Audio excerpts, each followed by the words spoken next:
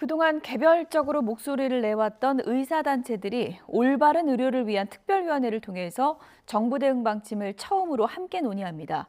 전공의와 의대생 단체는 불참하는 데다가 서울대 의대 병원 교수들도 무기한 휴진을 철회해서 강경 대응을 결정하기는 쉽지 않아 보입니다. 취재 기자 연결해서 내용 들어보겠습니다. 윤성훈 기자.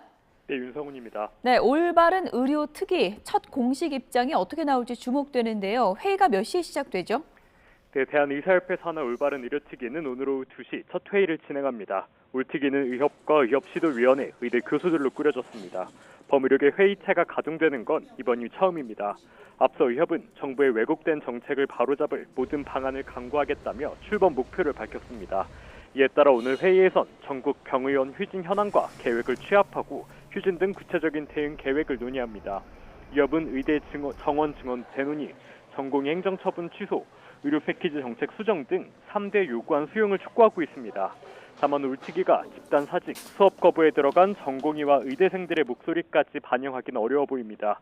이면택 의협회장은 전공의 의대생 단체 참여를 끌어내기 위해 올특위 구성에 빠졌지만 이들 단체는 끝내 불참하기로 했습니다. 그런데 앞서 이면택 회장이 오는 27일부터 무기한 휴진 들어가겠다 이렇게 경고를 했었는데 그건 어떻게 되는 겁니까? 네, 임 회장의 휴진 예고와는 달리 오는 27일부터 무기한 휴진에 들어가기는 쉽지 않아 보입니다. 가장 먼저 무기한 전면 휴진에 들어갔던 서울대 의대 병원이 휴진 철회를 결정했습니다.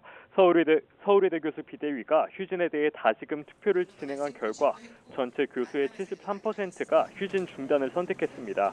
중증 환자 피해가 우려된다는 이유를 들었습니다.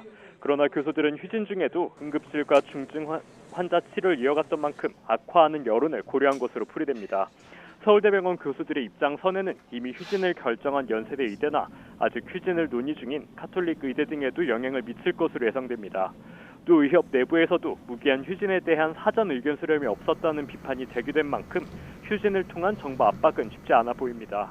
결국 의료계가 정부와의 대화를 통해 4개월 넘게 이어지고 있는 대치 국면을 풀지 않겠느냐는 관측이 나옵니다. 지금까지 사회부에서 전해드렸습니다.